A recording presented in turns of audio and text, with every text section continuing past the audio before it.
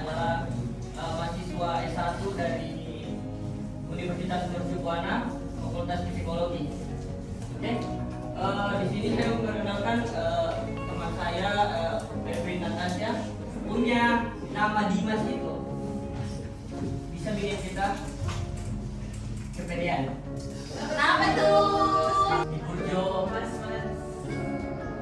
Ya nggak, jadi saya selalu kayak Mas. Gitu.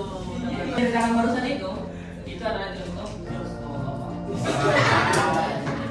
Di sini saya mau meminta teman-teman untuk membantu kami mengisi Google Form untuk menjadi bahan evaluasi kelompok kami ke depannya. Hari ini kita akan membahas tentang pentingnya melindungi remaja dari kekerasan seksual. Mungkin topik ini itu tidak asing lagi untuk teman-teman dan kita semua yang ada di sini. Karena topiknya itu banyak dibahas di media sosial, di TikTok, di YouTube, di Facebook. Emoji feeling.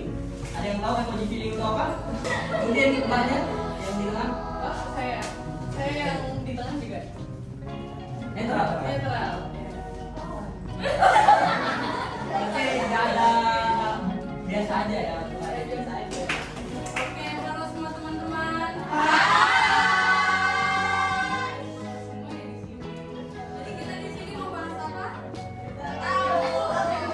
Karena ada tulis di sini. Jadi kami di sini tujuannya untuk mengedukasi teman-teman di sini tentang kekerasan seksual itu apa sih dan gimana cara kita untuk terhindar dari kekerasan seksual ini. Atau mungkin ada teman-teman yang sudah pernah mengalami kekerasan seksual tapi tidak berani untuk speak up atau tidak tahu caranya.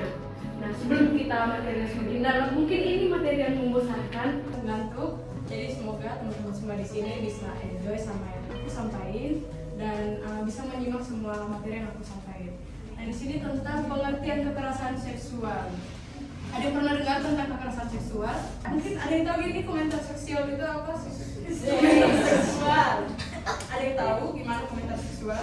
Modelnya bagus. Tindakan kepada seseorang tanpa izin. Oke, tindakan tanpa izin. Nah, ini semua benar teman-teman. Jadi kekerasan seksual itu adalah perilaku yang tidak menyenangkan dan perilaku itu tanpa izin. Jadi artinya di situ kayak kita ada yang ex service mungkin di sini suka nyentuh tanpa izin temannya kayak, ya aku sentuh kamu, aku peluk kamu. Kalau ini sangat perlu diperhatikan teman-teman, karena orang yang mengalami kekerasan seksual itu tidak gampang untuk speak up atau untuk bicara ke orang sekitarnya. Bisa saja mereka memendam sendiri hingga merasa udah banyak keluhan di dalam diri.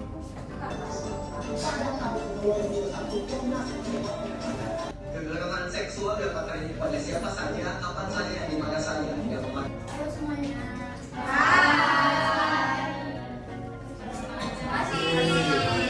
Selanjutnya kita masuk ke studi kasus. Tapi sebelum itu, tadi udah pada berhitung kan 1 sampai 3. Oke, bisa masih ingat nggak? Iya. Ini kakaknya.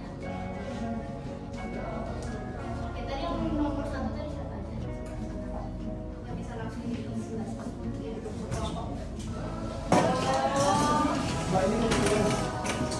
Nah, silakan teman-teman mungkin dari kasus ini bisa berdiskusi terlebih dahulu. Kemudian, oke, nah di sini ada beberapa pertanyaan. Silakan teman-teman berdiskusi berdasarkan pertanyaan ini dari studi kasus yang sudah diberikan tadi. Oke, waktunya terbatas ya teman-teman. Jadi usahakan jawab. Baik, kami dari kelompok 1 akan memaparkan hasil diskusi kami perihal tentang tadi studi kasusnya si siapa dia? Bima dan Nani. Untuk pertanyaan nomor 1 terkait dengan kasus yang sudah dipaparkan tadi, Kita mengikuti diskusi pada hari ini. Sikap yang kita bangun itu bukan hanya untuk diri sendiri, tapi untuk orang lain juga. Jadi gimana kita bisa lebih aware, bisa lebih melihat ke sekeliling kita jikalau ada yang mungkin terkena kasus kekerasan seksual itu, dan kita bisa mengajak mereka untuk bisa menenangkan mereka gitu. Oke teman-teman, sebelumnya tadi ada yang belum kenal aku.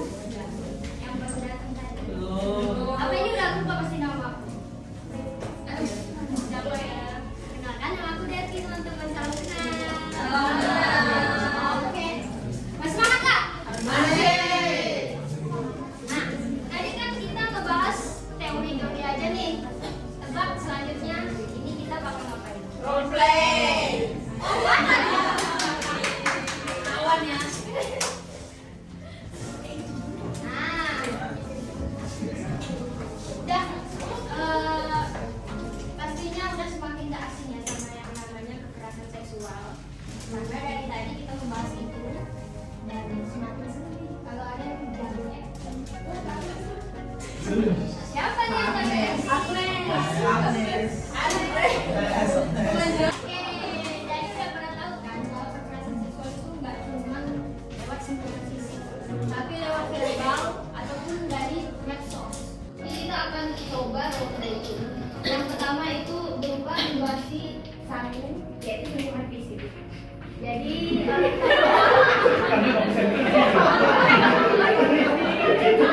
sedikit aku bikin ya. Biar kan mereka penontonnya udah tahu.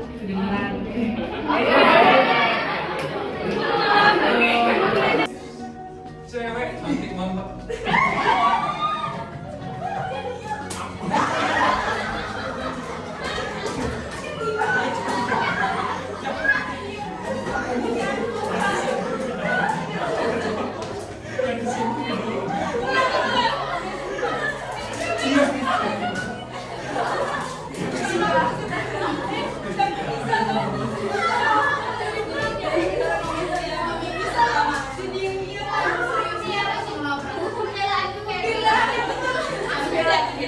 Oke, jadi menurut kalian gimana nih setelah memperagakan situasi-situasi di sini? Perasaannya?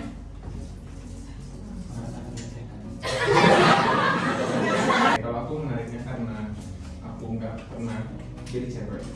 Jadi waktu kayak gitu tadi jadi kayak at least merasakan sedikit dari apa yang saya rasakan. Walaupun aku nggak bisa merasakan saya keseluruhan ya, kayak mana kalau misalnya aku dilecehkan. Tapi ya kayak relate, tapi nggak keseluruhan.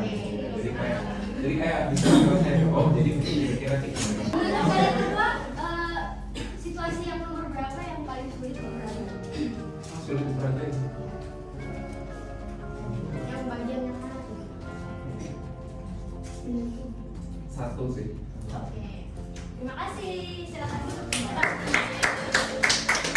Benar banget, pasti ini juga sering terjadi ya di lingkungan kita pastinya, kayak temen nyentuh fisik, padahal itu tuh merasa gak nyaman, tapi karena kita orangnya mungkin bisa dibilang gak enakan, jadi hal itu bisa berulang sampai ke mungkin amit-amit nanti ke hal-hal yang besar, padahal kita gak enakan. Jadi di sini aku juga ingin menyampaikan kepada kita, gak cuma untuk perempuan, tapi juga untuk laki-laki, untuk kita semua kasarnya, yang mengalami kekerasan seksual itu tidak cuma perempuan tapi laki-laki juga. Jadi di sini kita berhak untuk mengatakan tidak, kita berhak untuk menolak, memblok orang mungkin kalau ada video yang tidak pantas, atau mengecam keras ya, kayak ada orang calling gitu, berviralin ya mengecam aku. Nah itu lah kira-kira ya. Mungkin hanya itu dari role play kita. Tepuk tangan dulu dong untuk semuanya. Semangat teman-teman. Ke materi sini.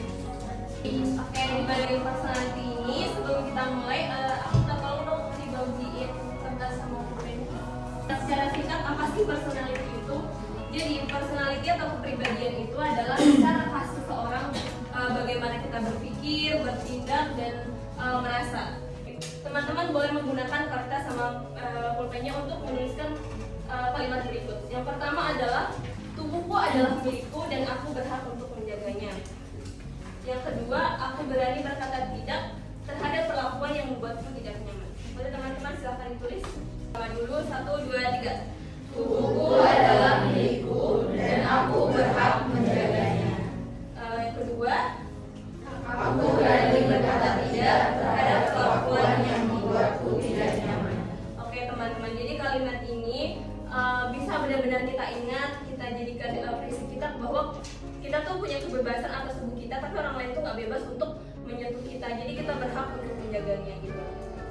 Selanjutnya, nah di sini kita masih akan menggunakan pulpen sama kertasnya. Jadi teman-teman boleh menggambarkan lingkaran, di mana yang lingkaran pertama ini diisi dengan siapa aja yang boleh mendekat ke kita, misalkan orang tua, teman, atau mungkin sahabat terdekat gitu. Yang di lingkaran ini kita isi dengan sentuhan apa yang membuat kita tidak nyaman. Misalkan kita nggak nyaman tiba-tiba dipeluk, tiba-tiba di cium.